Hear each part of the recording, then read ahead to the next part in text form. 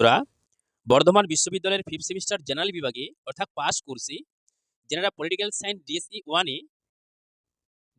ওয়ানে এই সাবজেক্টটা নিয়েছেন। তো আপনাদেরকে 2024 সালের জন্য মাত্র বন্ধুরা 10টি প্রশ্ন দেবো, 5 নম্বর এবং 10 নম্বর মিলে। এই 10টি প্রশ্ন যদি আপনারা ভালো করে পড়তে পারেন, আশা করি আপনাদেরকে আর কোনো জায়গা থেকে পড়ার দরকার নেই। আপনাদের 2024 সালের জন্য সবথেকে যে প্রশ্নগুলো গুরুত্বপূর্ণ এবং আসার মতো, যেহেতু আপনাদের এক্সটার্নাল এক্সামিনেশন আর বেশি দিন দেরি নেই, তাই সেসব কথা চিন্তা করেই যে প্রশ্নগুলো আপনাদেরকে পড়তে হবেই, প্রশ্ন এবং উত্তরগুলি পড়তে হবেই, সেরকমই বেছে বেছে বন্ধুরা বিভিন্ন প্রিভিয়াস ইয়ারের কোশ্চেন পেপারকে ফলো করে, তো সেরকমই প্রশ্নগুলো বেছে বেছে উত্তর সহ আপনাদেরকে এই ভিডিওটির মাধ্যমে দেখাবো। তো বন্ধুরা অবশ্যই আপনাদেরকে এই যে 10টি প্রশ্ন দেখাচ্ছি, অবশ্যই আপনাদের পলিটিক্যাল সায়েন্স ডিএসই 1-এর অবশ্যই এই 10টি প্রশ্ন আপনাদেরকে পড়তে হবে। তো বন্ধুরা আপনাদের বর্ধমান বিশ্ববিদ্যালয়ের পলিটিক্যাল সায়েন্স ডিএসই 1-এর সিলেবাস দুটো রয়েছে। একটা হচ্ছে সিলেট কম্পারেটিভ পলিটিক্যাল থিওরিস, আর একটা হচ্ছে ডেমোক্রেসি অ্যান্ড ডিসেন্ট্রা লিজেড গভর্নেন্স। আপনাদের এই যে দুটো সিলেবাস রয়েছে, আপনাদের যে প্রথম সিলেবাসটা সিলেট কম্পারেটিভ পলিটিক্যাল থিওরিস, যে সমস্ত কলেজে সিলেট কম্পারেটিভ পলিটিক্যাল থিওরিস এই সিলেবাসটার উপর পড়াচ্ছে, তো এই সিলেবাসটার ওপরেই বন্ধুরা আপনাদেরকে 10টা প্রশ্ন দেব। এই 10টা প্রশ্ন 100% গ্যারান্টি সহকারে বলতে পারি বন্ধুরা আপনাদের এক্সটার্নাল এক্সামিনেশনের আসার মতো। তো অবশ্যই বন্ধুরা এই 10টা প্রশ্ন আপনাদেরকে পড়তে হবেই।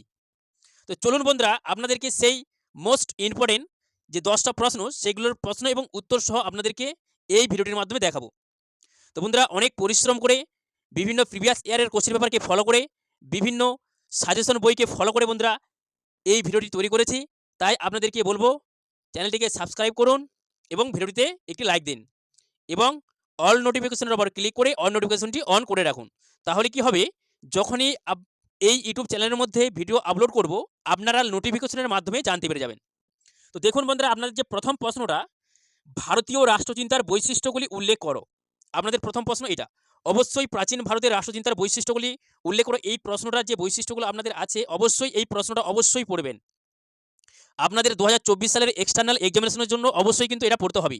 ভারতীয় রাষ্ট্রচিন্তার বৈশিষ্ট্যগুলি উল্লেখ করো, কিংবা প্রাচীন ভারতীয় রাষ্ট্রচিন্তার বৈশিষ্ট্যগুলি উল্লেখ করো। অবশ্যই বন্ধুরা পড়বেন।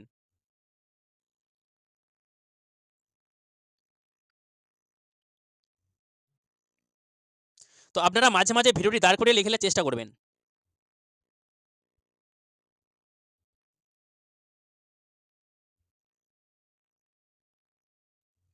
তারপরে 2 নম্বরের প্রশ্নটা দেখুন, পাশ্চাত্যের রাষ্ট্রচিন্তার বৈশিষ্ট্যগুলি উল্লেখ করো। পাশ্চাত্যের রাষ্ট্রচিন্তার বৈশিষ্ট্যগুলি উল্লেখ করো।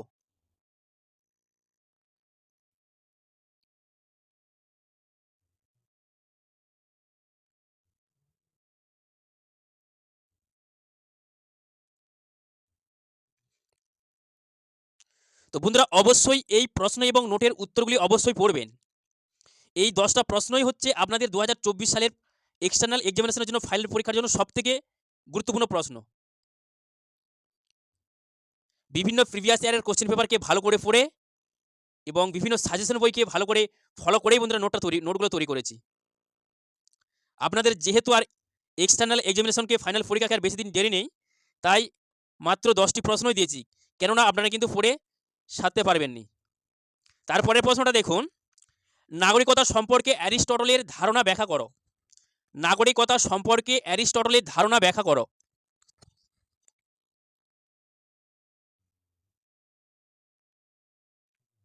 খাতার মধ্যে 2 পাতা করে, 1.5 থেকে 2 পাতা করে লিখে পড়বেন।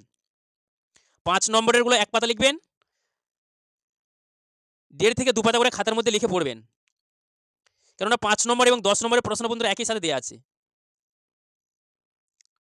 বা এটা কিন্তু নিশ্চিত বলা যায়নি যে 5 নম্বরের, যেটা আপনাকে 5 নম্বরের প্রশ্ন দেখাবো সেটা 5 নম্বরেই আসবে এরকমটা নয়, বা যেটা আপনাকে 10 নম্বরে দেখাবো 10 নম্বরে আসবে এরকমটা নয়। 10 নম্বরের অনেক প্রশ্ন 5 নম্বরে আসতে পারে, আবার 5 নম্বরের অনেক প্রশ্ন আপনাদের 10 নম্বরে আসতে পারে। আবার অনেক প্রশ্ন যেগুলো 5 নম্বরে দেখাবো 5 নম্বরে চলে আসে, আবার অনেক প্রশ্ন আপনাদের যেগুলো 10 নম্বরে দেখাবো 10 নম্বরেও চলে আসে। তারপরে প্রশ্নটা দেখুন, লক বর্ণিত প্রাকৃতিক বা স্বাভাবিক অধিকার উল্লেখ করো। লক বর্ণিত স্বাভাবিক অধিকার কি উল্লেখ করো এভাবেও আসতে পারে, বা লগ বর্ণিত প্রাকৃতিক অধিকার কি উল্লেখ করো।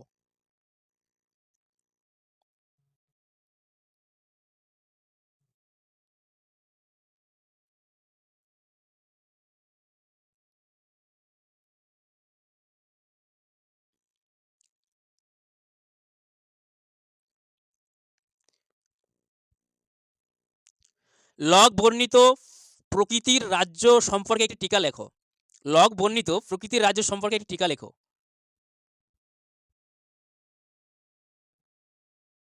এই প্রশ্নটা করা দরকার নেই বন্ধুরা।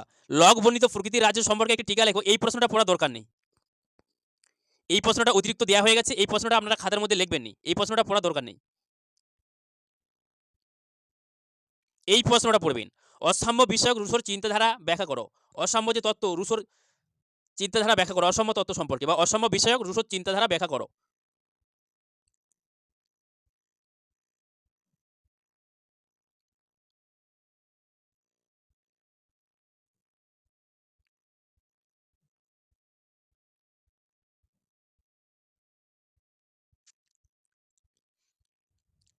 তারপরের প্রশ্নটা দেখুন, সমালোচনা সহ স্বাধীনতা সম্পর্কে জন স্টুয়ার্ট মিলের ধারণা ব্যাখ্যা করো। স্বাধীনতা সম্পর্কে মিলের ধারণার দুর্বলতাগুলি উল্লেখ করো। সমালোচনা সহ স্বাধীনতা সম্পর্কে জন স্টুয়ার্ট মিলের ধারণা ব্যাখ্যা করো। আপনাদের এইভাবে প্রশ্নটা আসতে পারে যে জন স্টুয়ার্ট মিলের স্বাধীনতা সম্পর্কে যে ধারণা, সেই সম্পর্কে আলোচনা করো বা ব্যাখ্যা করো। কিংবা এভাবেও আসতে পারে যে স্বাধীনতা সম্পর্কে মিলের ধারণার দুর্বলতাগুলি উল্লেখ করো, বা সমালোচনা সহ আলোচনা করো, বা সীমাবদ্ধতাগুলি আলোচনা করো।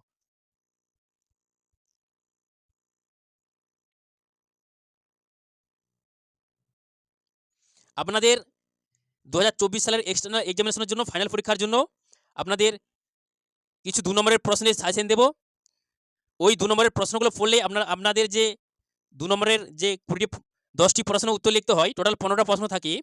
তো আপনাদেরকে মোটামুটি 50টার মতো প্রশ্ন দেব। ওই 50টা প্রশ্ন যদি আপনারা ভালো করে পড়তে পারেন, আপনারা কিন্তু ওই 10টা প্রশ্ন আপনারা কমন পেয়ে যাবেন। আপনাদের 2 নম্বরের 15টা প্রশ্ন থাকে, তার মধ্যে 10টা করতে হয়, ওই 10টা প্রশ্ন আপনারা কমন পেয়ে যাবেন। এর পরবর্তী ভিডিওটিতে আপনাদেরকে ওই 2 নম্বরের প্রশ্নের political science G1 Sylhet comparative political theories এই সিলেবাসের উপর 2 নম্বরের প্রশ্নের সাজেশন দেব। 45 থেকে 50টার মতো প্রশ্ন দেব। আপনারা ওই 45 থেকে 50টা প্রশ্ন ভালো করে পড়ে নিতে পারলেই কিন্তু আপনাদের যে 2 নম্বরের প্রশ্নগুলো আসবে, আপনারা কমন পেয়ে যাবেন। রাষ্ট্র সম্পর্কে কৌটিল্যের মতামত ব্যাখ্যা করো। খুবই ইম্পর্টেন্ট প্রশ্ন।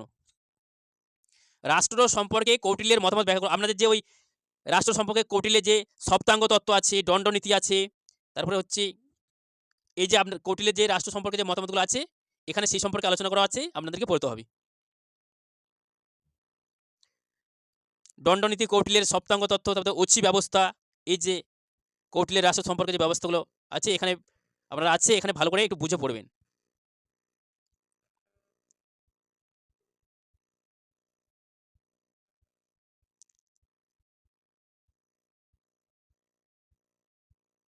কৌটিল্য যে রাষ্ট্রের মধ্যে যে 4টি দুর্গের কথা বলেছিলেন, সেই দুর্গের কথা এখানে আছে, পাহাড়ের দুর্গ, বনদুর্গ, এইসবগুলো। স্বরাজ সম্পর্কে গান্ধীজির মতামত ব্যাখ্যা করো।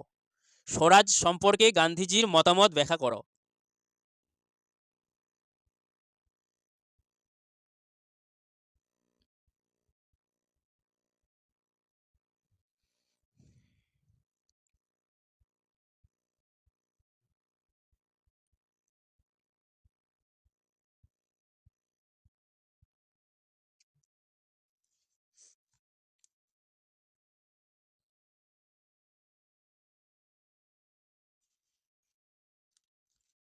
আম্বেদকরের সামাজিক ন্যায় সম্পর্কে ধারণাটি ব্যক্ত করো।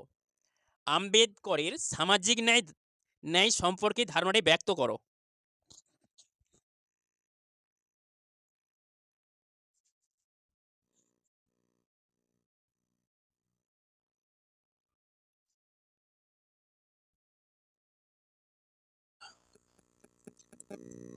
তো বন্ধুরা, ডক্টর বসুবন্ধু সেনগুপ্তর লেখা, ডক্টর বসুবন্ধু সেনগুপ্তের বিএ রাষ্ট্রবিজ্ঞান চয়ন, যদি আপনারা এই বইটি আপনারা বই দোকান থেকে কিনতে পারেন, আপনারা এই ডক্টর বসুবন্ধু সেনগুপ্তর লেখা বই থেকে কিন্তু আপনাদেরকে এই নোটগুলো প্রোভাইড করছি, দেখাচ্ছি।